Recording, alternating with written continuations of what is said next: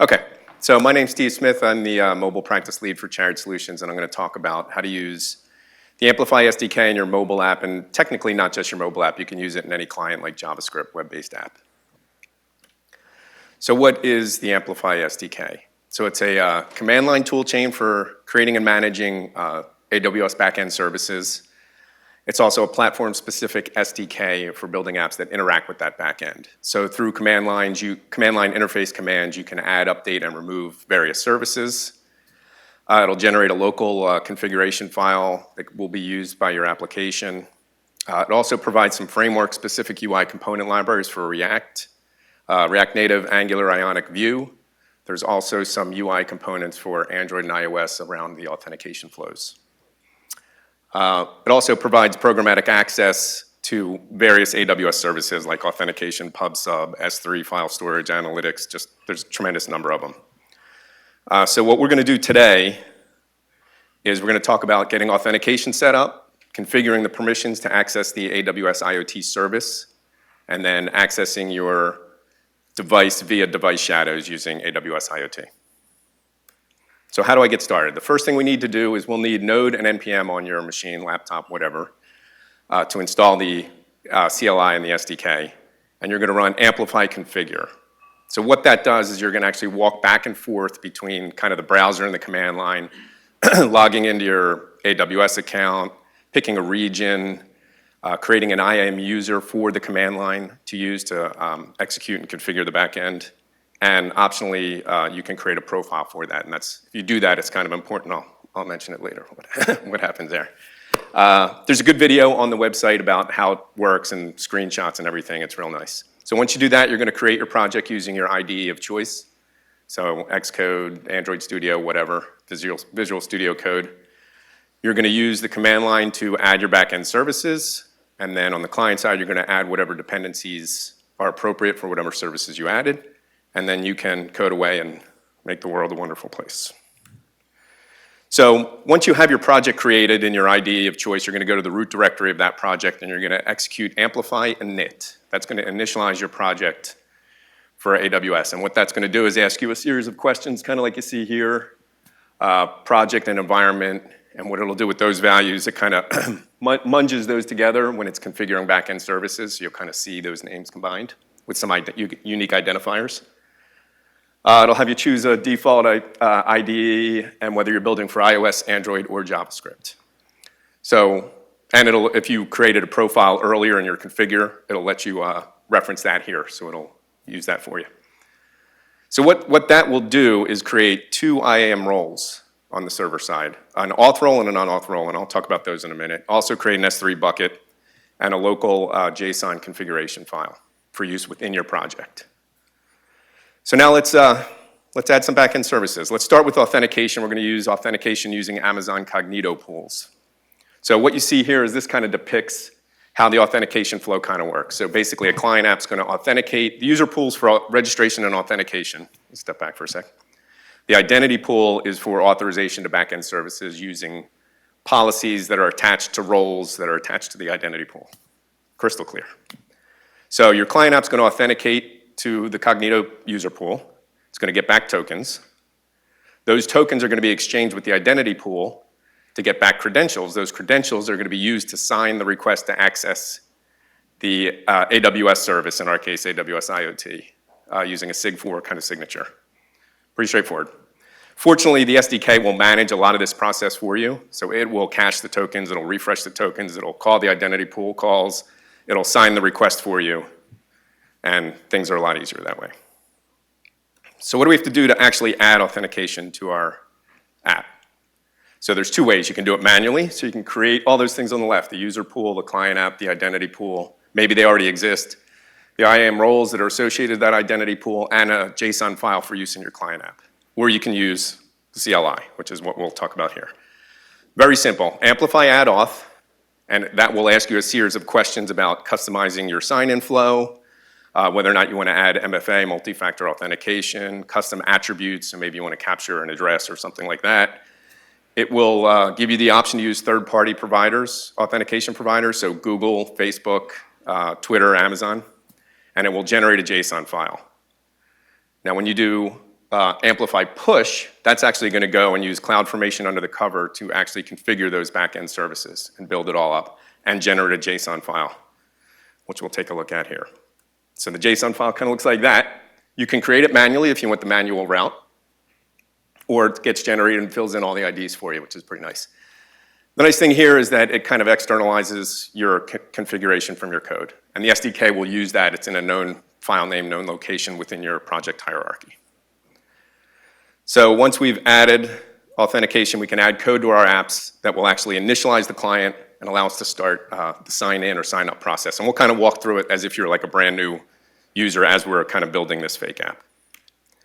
So what you see here is a little bit of Swift code, but this is how you would initialize the client. They're all the platforms are the same. So whether it's JavaScript or Android, instead of closures, you might have callbacks, but the flow and the APIs are very similar. So the first thing you're gonna do is call initialize. That's gonna load the JSON file. It's gonna check for tokens, things like that, and when it's done all that, it's gonna return or call back in with the user state.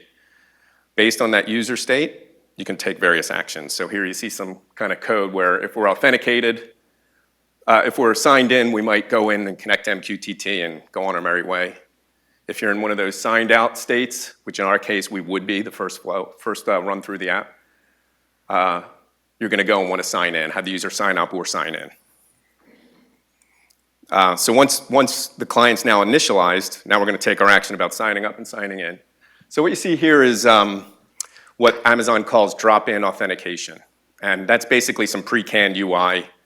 For Android and iOS, it's a set of screens that will walk you through various authentication-based flows. So sign up, sign in, MFA kind of flows, reset password, all that kind of pre-built for you.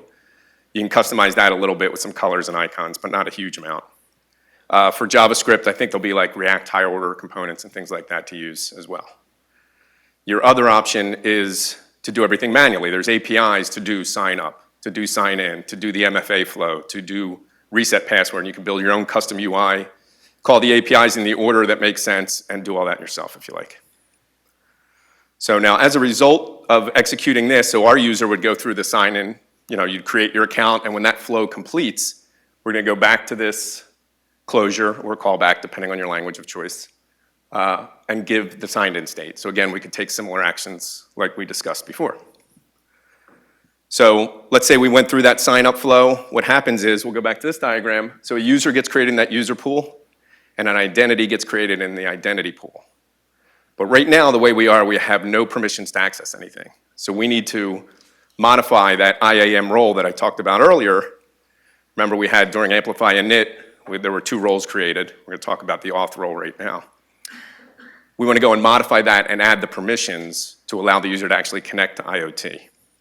So when we did the Amplify add auth, Amplify push, those 2 IAM roles that were created got associated to that new identity pool. So we need to go to the IAM console, go under roles, click on the auth role. Unfortunately, you can't see the name there, but it is the auth role. And then you're gonna go on the permissions tab and attach a policy. And we talked about policies earlier and kind of some examples of that. This is an example of a policy you would probably not want to do in production. It uses the AWS IoT data access predefined policy so that you can do custom ones. There's a whole series of predefined ones. That basically gives you access to the IoT data plane, what they call the data plane, all the data on the AWS IoT side. So you can see the various actions you can take. Normally you would lock that down. The resource you would probably restrict it some way. You saw some examples earlier about that. So now that's only one side. So all that does is allow us to access the AWS IoT service. We don't have access to our things yet, so we have to kind of go on the IoT side of things and configure permission that way. So we do this by creating an IoT policy and attaching our identity that we got through signing up to that policy, and that gives them kind of completes the loop there. So we'll go to the IoT console under Secure Policies, create the policy, give it a name, and then we're going to give it some permissions. And again, that looks very similar to the other permissions that we saw, but here I just kind of listed just the 4 main ones that you want to do for pub sub, basically. And again, you wouldn't do that in production. You would lock that down. Maybe restrict access to certain things or certain paths or whatever. So now once we have this policy, we need to associate it to our identity. So we need the identity ID. You can get that two ways. You can get it programmatically from the identity ID attribute of the client, or you can go in through the identity browser in the console and look it up through there. You're going to use that value and you're going to execute a command line. Now this is an AWS command line command, not Amplify. So if you used a profile earlier, you would add a profile flag on the end and specify that profile. Because if you don't do that, you're going to get unknown errors that really don't tell you what they are. Not that I'm saying that happened to me or anything, but it did. So you're going to basically attach the principal policy, give it the policy name, the cognito ID, and that kind of marries the two. Now normally, if you're doing this on a small scale, an administrator could do that. If you're doing it on a large scale, you'd probably want to create an API that takes an identity ID and makes the call programmatically to help things along. So now you can go into the policy that you created and see where it's attached. So you can see it's referencing a cognito identity ID there. So now we have all the permissions. Let's connect to our endpoint. How do we do that? First thing we need is a URI. Go into the IoT console under settings. It'll give you the URI of your IoT broker. Now we're going to take that and programmatically build up our endpoint. So we're going to create our endpoint. We're going to give it the URL using that URI prepend WebSockets, secure WebSockets, slap an MQTT on the end, and you're going to use that in your service configuration along with the region you're deployed in and the credentials provider. And if you recall, the credentials provider has all the tokens and everything to interact with the identity pool and sign your request properly to give you access as specified by your policies. So now once we have all that, we can actually connect. So that's pretty straightforward. We're going to use that configured data manager. We're going to connect using WebSockets, specify a client ID, which I'll come back to in a moment. Clean session, true or false, is basically, if you say true, it's going to reset the session every time you connect. If you say false, it's going to try and reuse. If you had a previous session, depending on how long you were disconnected, it may try and reuse that. And then you give it a callback that'll specify the status of the connection as it changes. So the important thing with that client ID is that it has to be unique across clients. If two clients connect with the same ID, the second one will connect. The first one that was connected will get disconnected. So that needs to be unique. So now that we've connected, let's interact with our device using device shadows. Now, Don earlier did some examples with MQTT and topics. So this is a slightly different way to do that. It's still using MQTT and topics, but it's kind of the AWS predefined way to do this. And there's a reason. So, and I'll get into that. So a shadow represents kind of a state and some metadata. And it's just a JSON document. And you can see this is an example of the two parts. So here you have a reported state, some properties and values, a desired state at some point that may or may not be there on your shadow, and then the metadata for when values were last updated, timestamp values. The shadow service kind of persists this information and also facilitates communications via reserved topics that I'll get into in a moment to allow communications back and forth. So why is this important? Why do I care about this? Well, the shadow service allows you to communicate with devices whether they're connected or not.